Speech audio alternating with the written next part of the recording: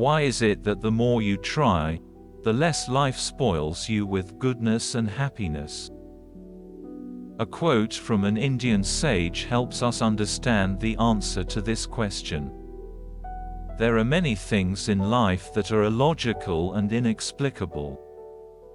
For example, the phenomenon, "Do not do good, you will not receive evil." The more you do, the less you are appreciated. To comprehend these truths can only be with age, gaining experience, more than once stumbled. There are people who are lucky, and everything floats into their hands: happiness, love, money and prosperity. They do not need to turn inside out to earn their daily bread, they do not need to think about where to live. And there are their complete opposites. People who try their best, but fate, as if mocking their efforts, constantly painfully flicks them in the nose. An acquaintance of mine is a regular visitor at the fertility doctor's office. She wants to have a baby, but nothing works. And her roommate girlfriends get pregnant easily. And they walk in front of her with strollers. How is she any worse? Or another example. A couple had been living in a rented house for 10 years, saving up for their own place. When they decided to buy a house, real estate prices suddenly doubled. They had to borrow a large sum of money from the bank. What did they do wrong? After all, they weren't lazy. They worked hard and diligently, they earned money by honest work. Why is it that the more a wife makes an effort for her husband, the more likely it is that, tired of total adoration, he will leave her? Why do children run away from mothers who try, who put their whole soul into them? The law of meanness works: what you need will never be yours. But here's the interesting thing. When the urgent need disappears, yesterday's dream looms in front of you. There's an interesting thought. A dream comes true if you stop wishing for it. It is like some unknown law of life. The more you try and try, the farther away you are from your goal. So all you have to do is detach yourself, abstract yourself, and trust fate. There are people who say that our life script has long been written, and we don't have to worry about it. If you're destined to be rich, it doesn't have to be through grueling work. You may well dig up a treasure in the backyard of your house, or find a briefcase of dollars in the attic, or buy a lottery ticket and hit the jackpot. If you are destined to marry a wonderful man, no need to rush the event and spend hours sitting on dating sites. You just have to wait until that fateful meeting will happen. Fate itself will draw you to each other. Some may think that this position is that of lazy, passive people, adrift. There is nothing wrong with overcoming your own laziness every day, trying to find your soulmate, searching for yourself and the meaning of life. It promotes personal development. If you lie on the shore and lie there, sooner or later the bodies of your enemies will float down the river, but with them all the joys of life. The Dalai Lama 14 had a clever point. Remember that what you want is not always what you really need. If a person is so focused on their goal that they don't notice anything around them, no amount of effort will help them live happily. Why smash your forehead against a closed door when there are plenty of others around?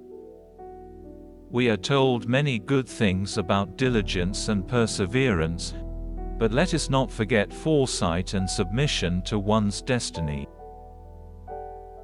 If nothing bright and unusual happens in our grey weekdays, perhaps this is the moment when fate takes care of us.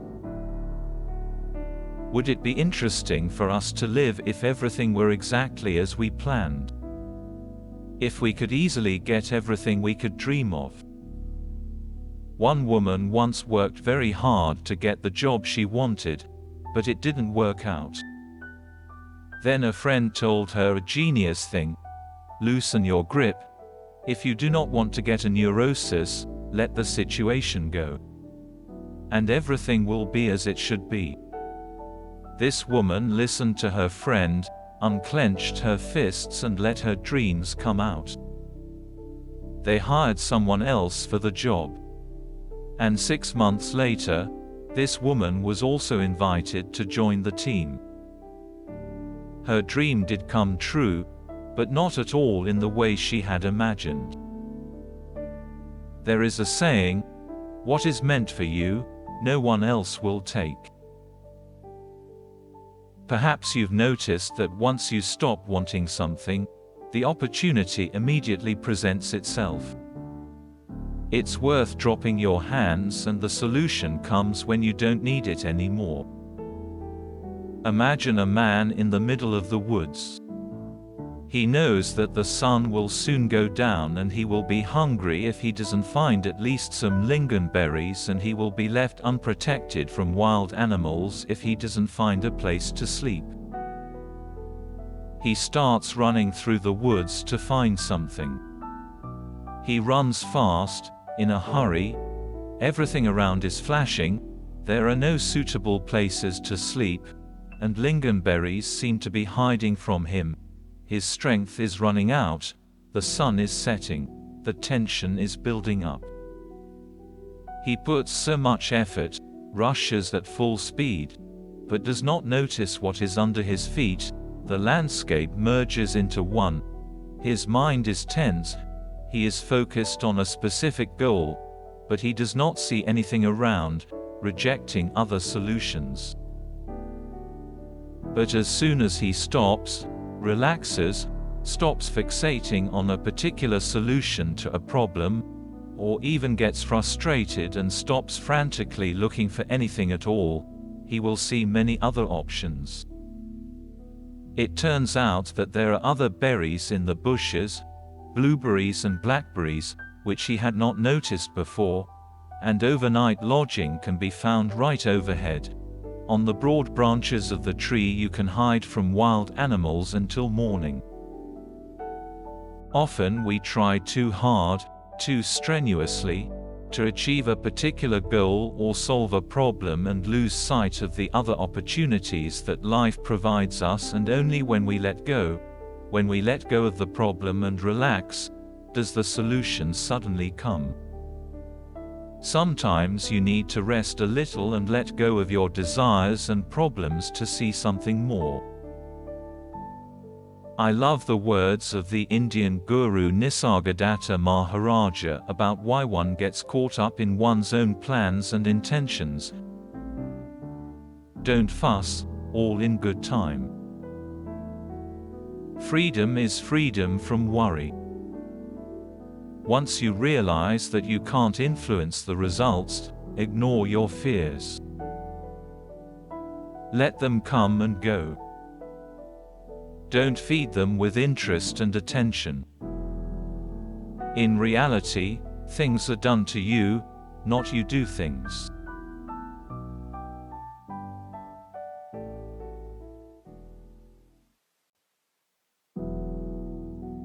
I hope you enjoyed this video.